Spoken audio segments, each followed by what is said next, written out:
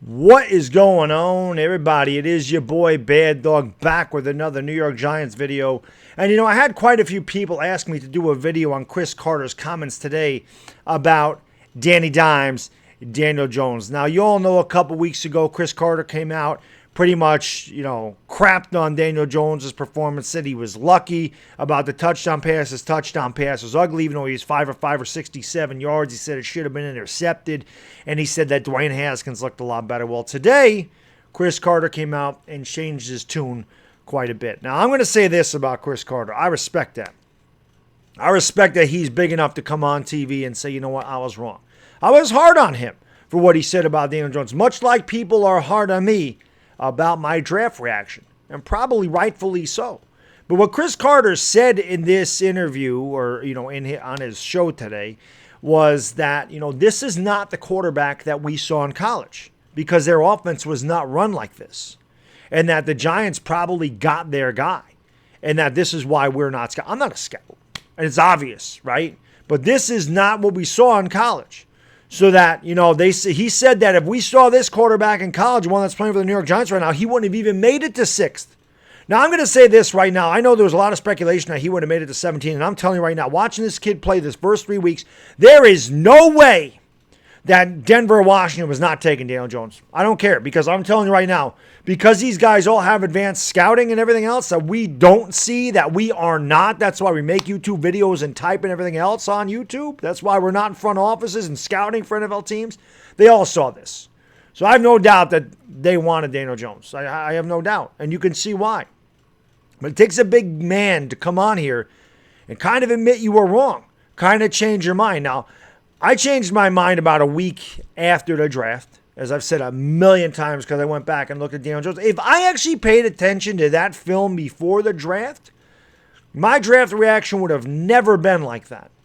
My draft reaction was on pure ignorance and not knowing a damn thing about the kid. Just completely reactionary and uneducated, to be quite honest with you, was my reaction.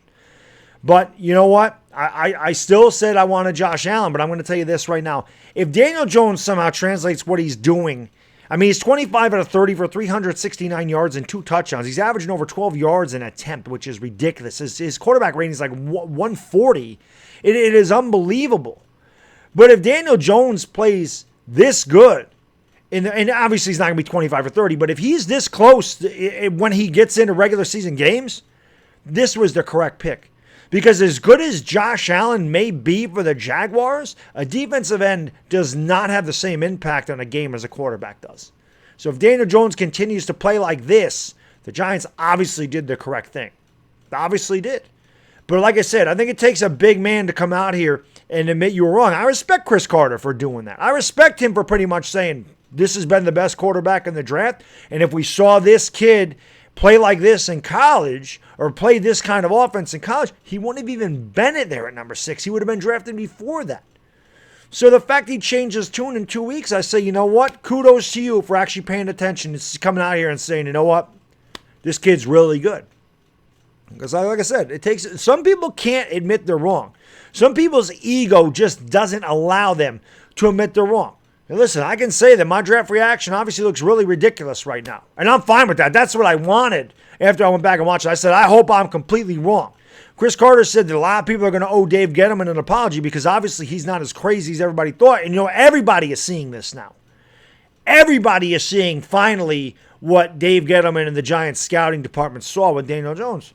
Because nobody saw it, obviously, because look at, and it's not just YouTube video makers and fans. It's analysts. These guys are supposed to be more professional than we are. They're supposed to know more than we do. And they reacted the same way. Obviously, they weren't upset about it, but they were questioning it like, what the hell are you doing? Have you lost your mind? This is the dumbest pick ever. Analysts were saying this crap. So, it wasn't just us. It's easy to, not make a video, not make a reaction video and to say, oh, I was on board with that. Oh, Baddog, your reaction was stupid, man. You're ridiculous. Or to cheer every single move that the Giants do and never be critical of them no matter what happens. It's easy to do that too and say, I was on board with it. Listen, you guys know me. My videos, my reactions, my live streams, it's all raw emotion. It's raw emotion. But one thing I'll say, at the end of the day, I'm real. I don't fake anything on here, man. What you see is what you get from me. And you know what? When you guys meet me in person at that Jets-Giants, you're going to see I'm the same exact guy in person that I am on here. There is no difference. You watch me in a live stream watching the game, this is the same thing I do if the camera was not on me. Ask my wife, ask Mrs. Baddog. She'll tell you I'm a freaking insane lunatic. She says, why are you screaming at the TV? She said it to me all the time. Why are you screaming at the TV? They can't hear you. She don't get it. But, you know, like I said, I respect Cris Carter for coming out here and pretty much saying, you know, I was wrong about it. He's really good. I'm very impressed because it does take a big guy to say I was wrong. Because like I said, a lot of people can't do that. You know, my draft reaction looks stupid right now, and I hope it continues to look stupid. I hope it looks more and more stupid with every freaking game he plays. I hope that's what happens. I hope this kid comes out and just kills it. But I love that everybody's being impressed with Daniel Jones because he has been impressive, and he deserves that respect. Kudos to you, Cris Carter, for changing the tune on him and saying that he's a damn good quarterback, and you're impressed. Because I'm telling you right now, only a hater is not impressed with what Daniel Jones has done. And he said something exactly right. That blindside hit that he took to come back on 3rd and 16 and throw that pass to Darius Slayton takes a real, you know, like a tough quarterback. We all wanted to see what happened when Daniel Jones got hit. Some quarterbacks are shy away from getting hit. He stood right in the pocket and rifled that 35 yards down the field to Darius Slayton. Love that kid's heart, desire, and resolve. He goes through progressions. He throws a great pass. You can't not be impressed with what Daniel Jones has done. Can't. So, like I said, kudos to Cris Carter. And that's all I got, guys. So that's my take on it. And I'll see you next time, guys. Enjoy the rest of the evening.